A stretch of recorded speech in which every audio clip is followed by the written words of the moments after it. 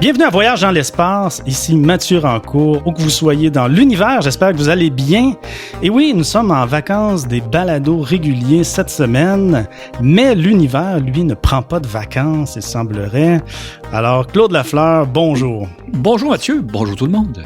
On peut commencer par rappeler que nos balados sont accompagnés de fascicules écrits qui sont disponibles sur la plateforme Patreon.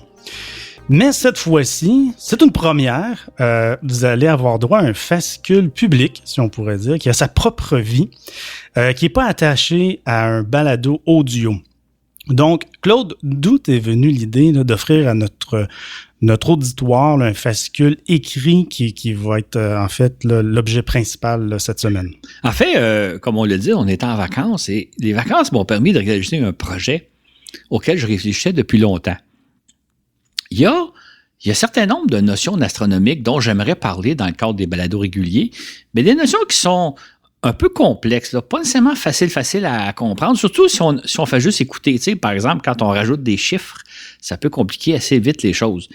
Fait que là, j'ai pensé profiter des vacances pour dire, je vais vous exposer certaines notions d'astronomie qui sont vraiment intéressantes, vraiment renversantes, vraiment épatantes. Je vais le faire sous forme de fascicule, donc vous allez pouvoir le lire à tête reposée.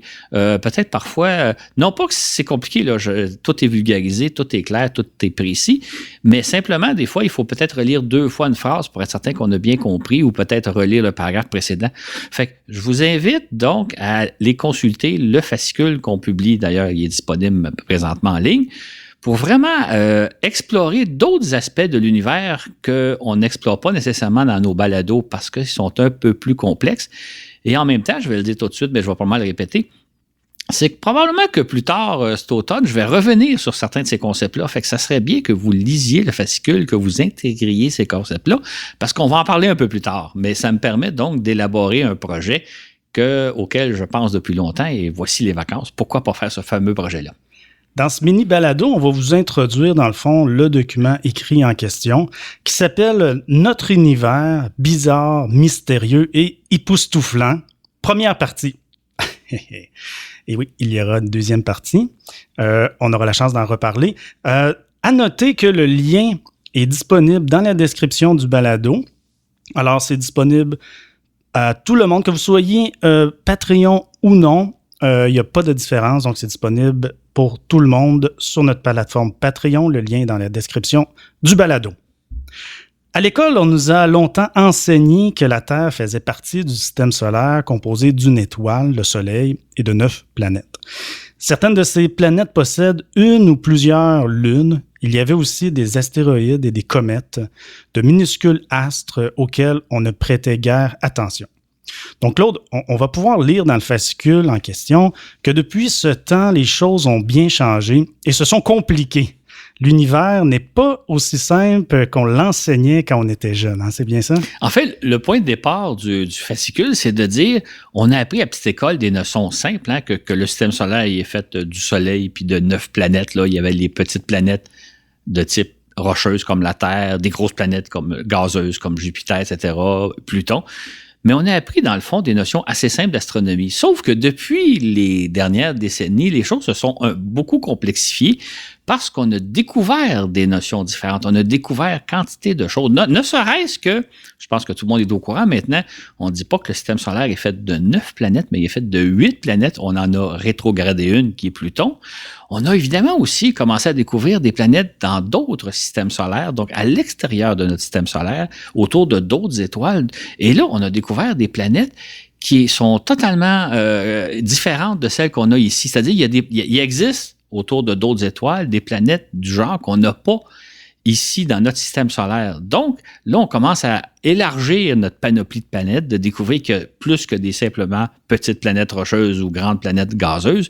Et donc, c'est ces notions-là qu'on explore dans le fascicule parce que, comme vous allez voir, les choses se sont complexifiées, mais en même temps, elles deviennent beaucoup plus intéressantes parce que là, on fait une quantité de découvertes, des tas de découvertes. Parlons-en un peu de Pluton. On a déjà fait un balado complet sur Pluton, mais bon, pour avoir lu le fascicule avant tout le monde, tu reviens un peu sur c'est quoi la définition d'une planète.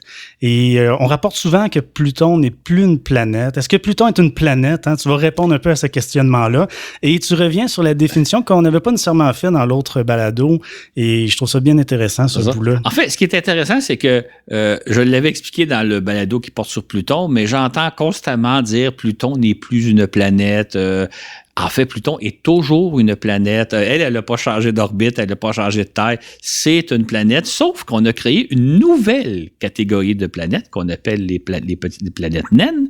Donc, pourquoi on a créé cette nouvelle catégorie de planètes? Et qu'est-ce au juste que la définition de planète? Et à l'époque où j'ai fait le fascicule, le balado sur Pluton, Mathieu m'avait dit, ça aurait été intéressant d'expliquer la notion, comment est-ce qu'on définit aujourd'hui une planète. Exactement. Mais la notion est un peu complexe. Alors, vous allez la retrouver dans le fascicule, puis je pense qu'elle est expliquée simplement et clairement.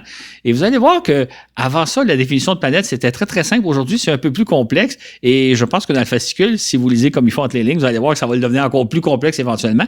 Mais vous allez trouver l'explication pourquoi on a rétrogradé Pluton sous forme de planète naine, mais ça reste toujours une planète. Et en même temps, c'est quoi notre nouvelle définition d'une planète? Tout à fait.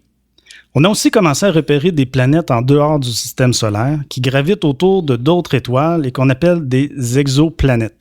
On a du coup découvert d'autres types de planètes qui n'existent pas dans notre système solaire, dont des Jupiters chaudes et des planètes océans. Claude, des exoplanètes, on en trouve de plus en plus loin dans la galaxie et on va continuer d'en découvrir encore beaucoup dans les prochaines années. Donc, il n'y a pas si longtemps que ça, hein, si on revient à la petite école, on ne pensait pas qu'il y en avait autant dans notre galaxie et ailleurs. En fait, on a découvert des milliers de planètes et je pense que dans le fascicule, je vais attirer l'attention, il y a une illustration, à mon avis, qui est assez épatante. Oui. On voit un ensemble de planètes, ils doivent en avoir à peu près une cinquantaine probablement, et là-dedans, il y a quelques planètes qui sont semblables à des planètes rocheuses comme la Terre ou semblables à des planètes gazeuses comme Jupiter. Mais autrement, il y a une quantité phénoménale de planètes qu'on ne retrouve pas dans notre système solaire.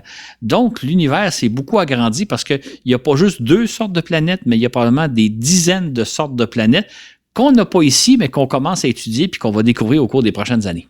On découvre donc une grande diversité d'exoplanètes. Absolument. On considérait que le Soleil était une étoile de taille moyenne et assez représentative de l'ensemble des étoiles. On savait aussi qu'il y avait des étoiles de taille très différentes, certaines 100 fois plus grosses et d'autres 10 fois plus petites. Mais Claude, on a depuis découvert une vaste gamme d'étoiles, certaines très étranges. On va apprendre dans le fascicule que notre Soleil apparaît de moins en moins comme l'exemple type de toutes les étoiles. Exactement. En fait, le Soleil, c'est un astre vraiment fascinant dont on n'a pas encore parlé dans nos balados. Là, on l'aborde un peu. Juste quelques petits chiffres, mais en même temps, il faut voir les illustrations, je pense, qu'on a mis dans le fascicule parce que, comme on dit toujours, une illustration vaut 1000 mots. Juste donner 2-3 chiffres. Le Soleil, il est 109 fois plus... Le diamètre du Soleil est 109 fois celui de la Terre. Sauf qu'en termes de volume, on pourrait mettre 333 000 terres à l'intérieur du Soleil. Et le Soleil, à lui seul, il équivaut à plus que 99% de toute la matière qui constitue le système solaire. Tous les autres, toutes les planètes, les astéroïdes, les satellites naturels, tout ça, là, ça fait moins de 1% de la matière du système solaire. Plus que 99% se retrouve dans le Soleil. Pourtant, ce qu'on va voir dans le fascicule, c'est que c'est une étoile très ordinaire, même aux yeux des astronomes, c'est une étoile naine, parce qu'il existe des étoiles des centaines de fois plus grosses que le Soleil. Il y a même une étoile qui est 1000 fois plus grosse que le Soleil, donc quelque chose de gigantesque. Et quand vous regarderez le fascicule, vous allez voir, il y a 2 illustrations. On compare la taille de la Terre par rapport au Soleil, et c'est là qu'on voit à quel point notre planète est petite. Et ensuite, on compare le Soleil par rapport à une grosse étoile qui s'appelle Bételgeuse. Et là, encore là, on voit que le Soleil était tout à fait minuscule. Et entre ça, il existe toute une variété de soleils. Il y en a qui sont 10 fois plus petites que notre étoile, puis il y en a qui sont 100 fois plus grosses que le Soleil. Il y a donc une grande variété d'étoiles, et on l'explore brièvement dans notre fascicule. parles de variété. Il existe non seulement donc, des étoiles de différentes tailles, comme tu dis, mais et également de différentes couleurs. Ça aussi, tu vas l'expliquer au niveau de la couleur des étoiles. C'est ça. En fait, non seulement on l'explique, mais on le montre. En fait, ce qui est fascinant de penser, on pense que les étoiles sont jaunes comme notre Soleil, parce que notre Soleil, il est véritablement jaune. Mais non, il y a des étoiles qui sont rouges. Il y a des étoiles qui sont bleues. Il y a des étoiles qui sont blanches.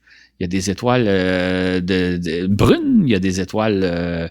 donc, il y a différentes couleurs d'étoiles. Et là, on va l'expliquer parce que c'est un peu complexe, mais souvent, la couleur de l'étoile donne une idée de sa température. En fait, les étoiles bleues sont les plus chaudes et les étoiles rouges sont les moins chaudes et les étoiles jaunes, comme notre Soleil, est quelque part entre les deux. Donc, si on regarde attentivement certaines étoiles au télescope, on peut voir qu'elles ont une teinte et leur teinte nous indique déjà une idée de leur couleur. J'attirais l'attention qui est assez amusant. Sur Terre, quand on veut symboliser le froid, on prend la couleur bleue, hein, la couleur de la glace, la couleur... et quand on veut symboliser le chaud, on prend la couleur rouge. Donc, si vous avez deux boutons, entre autres dans les voitures, le système de climatisation, hein, il y a un bouton qui est bleu, ça veut dire l'air frais. Un bouton, l'air climatisé, puis le bouton rouge veut dire la chaleur. La chaleur. Dans l'univers, c'est le contraire. Les étoiles bleues sont beaucoup plus chaudes que les rouges, comme on va le voir dans le fascicule. Il y a donc toute une panoplie d'étoiles, et le Soleil, c'est une étoile parmi les autres, mais une étoile ordinaire, sinon même une étoile naine. Et enfin, dans le fascicule, on décrit, c'est une de mes sections préférées, c'est un questionnement que j'ai souvent. Alors, tu vas décrire un peu comment le Soleil, à un moment donné, va terminer ses jours, hein, la mort annoncée de notre Soleil. Et d'ailleurs, toutes les étoiles hein, ont une naissance et une mort. Et tu vas parler de la mort prochaine. Enfin, pas prochaine entre guillemets. Il nous reste encore quelques années. de notre Soleil, donc une des dernières sections du fascicule, première partie. Là, je trouve ça bien intéressant. En fait, ce qui est fascinant de penser, on sait que le Soleil existe depuis 4 milliards et demi d'années. Il lui reste environ un bon 5 milliards et demi d'années à vivre tel qu'il vit là, c'est-à-dire une vie encore tranquille. Fait qu'on n'a pas à craindre que notre existence va être bouleversée bientôt. Il reste encore plus de temps au Soleil à vivre comme il le vit actuellement qu'il s'en est écoulé depuis la formation du système solaire. Sauf qu'un jour, dans à peu près 6 milliards d'années, le Soleil va arriver en fin de vie et là, il va comme éclater, c'est-à-dire que les couches extérieures du Soleil vont s'étendre dans l'espace, ils vont balayer tout ce qu'il y a autour et là, le Soleil va devenir aussi gros que pour occuper la place de Mercure et peut-être même celle de Vénus. Et là, il va sans dire qu'entre-temps, la Terre, elle aurait été pulvérisée. Là, la chaleur que va dégager ce Soleil-là, qui va devenir ce qu'on appelle une géante rouge, va avoir détruit toute la vie sur Terre. Mais en même temps, le noyau du Soleil va se contracter pour finalement produire ce qu'on appelle un flash de l'hélium. Et ça, c'est une explosion absolument spectaculaire. Maintenant, j'insiste sur le fait que c'est dans à peu près 6 milliards d'années, donc une durée de temps considérable. Et je donne des chiffres dans le fascicule que je répéterai pas parce que des fois je me mélange dans mes chiffres, mais je compare un peu qu'est-ce que ça veut dire la fin du Soleil dans 6 milliards d'années. C'est une durée de temps qu'on peut difficilement imaginer, mais dans le fascicule, je vous donne des exemples qui nous permettent de comprendre que il va s'écouler encore énormément de temps avant que la Terre soit pulvérisée. Et c'est pas quelque chose dont on doit vraiment se soucier ou se craindre. C'est dans tellement longtemps qu'on a le temps de faire notre vie sans problème. Tout à fait. Et c'est cet univers, un univers époustouflant que nos auditeurs auront la chance d'explorer. On ne va pas tout dévoiler là, quand même dans ce mini balado.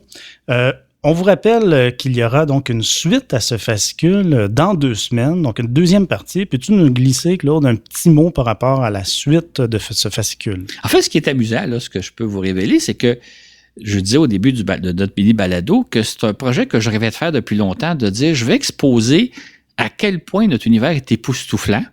Je vais faire un fascicule que je vais publier durant les vacances. Et quand je me suis mis à mon clavier pour expliquer en quoi l'univers est fascinant, je me suis rendu compte que j'ai tellement de matériel que j'ai du matériel pour faire 2 fascicules.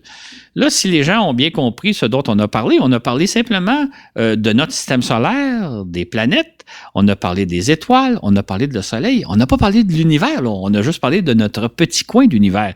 Donc, dans le deuxième fascicule, on va explorer l'univers dans sa grandeur et, entre autres, on va parler d'un sujet dont les gens m'ont souvent demandé depuis longtemps. Ils me disent, Claude, on aimerait ça que tu nous parles des trous noirs. Ça fait partie du deuxième fascicule et le deuxième fascicule va être diffusé dimanche dans 2 semaines.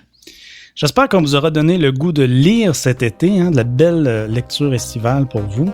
Ça va être disponible, je vous le rappelle, c'est gratuit pour tous sur notre plateforme Patreon. Le lien est dans la description. Ça s'appelle Univers. Notre univers bizarre, mystérieux et époustouflant. On vous souhaite de bonnes vacances et on vous dit à la prochaine pour un autre voyage dans l'espace.